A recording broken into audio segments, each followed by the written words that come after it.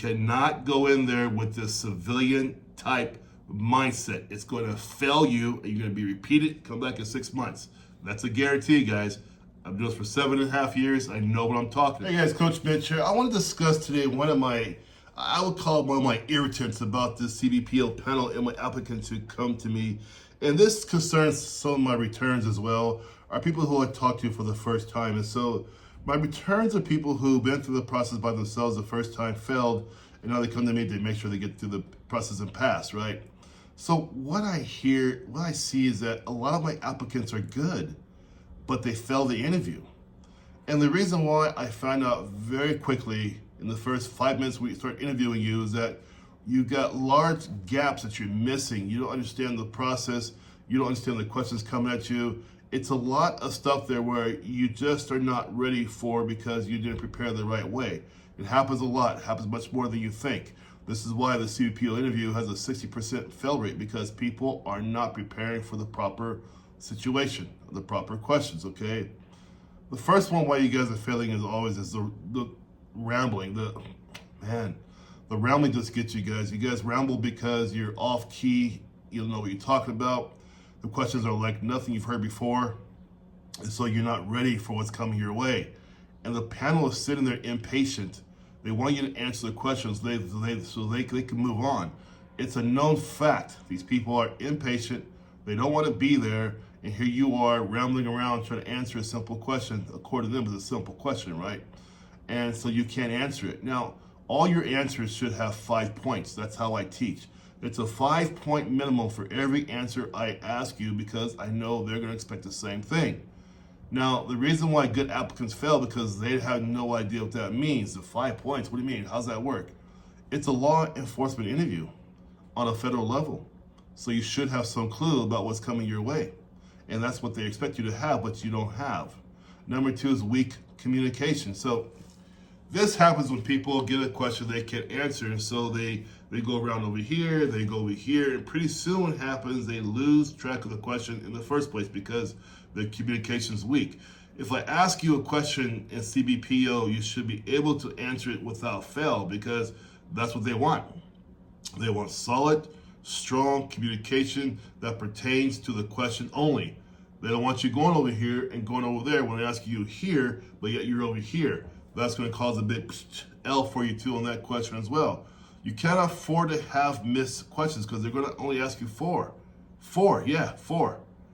If you fail on one of those, it's a huge knock against you. You fail on 2, you fail the whole thing, come back in 6 months. Nobody wants to wait 6 months to pass this test again, the interview again. It's not easy, of course, right? Number 3, of course, is generic answers. So what do I mean by that, generic answers? These are the topical answers. I would do the CBP policy, CBP protocol. What does that mean to them? You just can't state some nebulous, I would do CBP policy, CBP protocol. That doesn't mean anything at all to them. You have to state what you're talking about in specifics. You cannot be nebulous with these answers that are generic. They're topical, right? If I ask you, hey, is the sky blue? You say, well, the grass is green and trees are brown. What are you talking about? I'm asking you, yes, that's part of the environment, like sky is as well, but I'm asking you specifically, is the sky blue? If you have a hard time breaking that down, tell me why is it blue, when's it blue, so on and so forth, you're gonna have a heck of a time trying to pass this interview. You cannot answer the questions with non-specific topical answers. They're not gonna tolerate that, and you will be pushed to the back of the line and come back in 6 months. They're not gonna have that. Why? Because they have a lot of people just like you, who are qualified just like you, who also want to have a shot at it. If they come in there more prepared than you, your dream of CPO, gone 6 months, come back later, see you later. They don't have time for that. They have no sympathy for that. When that Zoom opens up and you see those hard faces, you're gonna understand very quickly, oh my God, these guys are serious. It is not a civilian interview. If you keep thinking that way, you're gonna fail every single time. They're not there to play games with you. They're there to get you through the process and keep on going. They're not there to hold your hand. Number 4, the lack of ownership in a question. Now, when I ask you a question, I don't want to hear what the team's going to do. I don't want to hear how they're going to handle things. I'm asking you what you, the person in uniform, is going to do. You with the badge is going to do. You who took an oath to the Constitution, not to a man, but to the Constitution, what you are going to do. The question is specific to you. If you give the we answer, we did this, we, you're going to get hammered there. I do have one question though in my list of questions I ask you where I do want to hear a we answer. But the rest of the answers must be I did this, I did that, I did this. That's what it's all about. This is why I say to you guys many times, this STAR format you're working on, this civilian type interview you're working on, it's going to fail you every time. Many people fail because they think it's going to be a civilian type interview and they get the 6-month comeback when you take this job serious. We don't want you right now.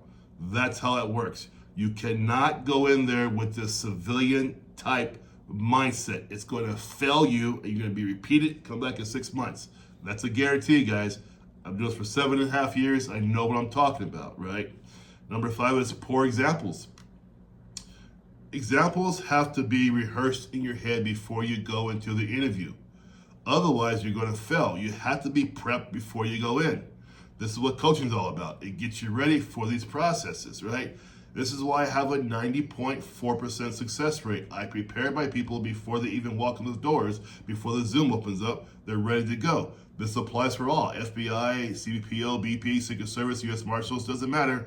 You prepare before you go in, therefore you have your stuff together before they ask you the question.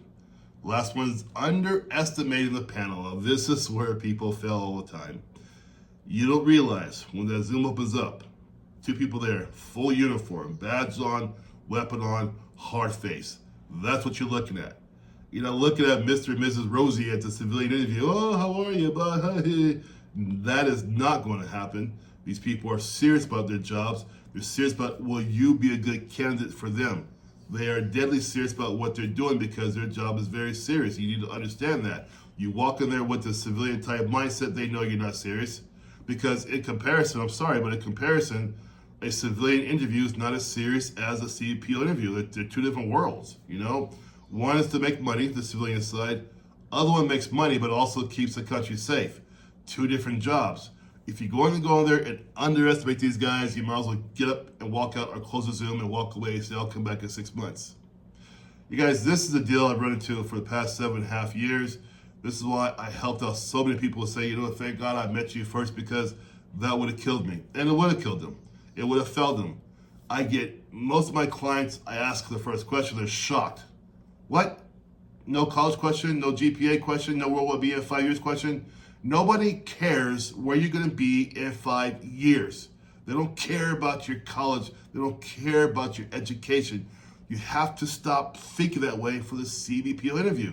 They care about how you are going to protect this country. Your degree will not help you with that. Your where will you be in 5 years will not help you with that. You must be ready and take it serious, okay? All right, guys, Coach Mitch here. I hope it helped you out. If you want some real help, link down below in my description. Get it to my calendar, and I'll show you how it's done. You guys take care and have a good day. Bye-bye, Coach Mitch.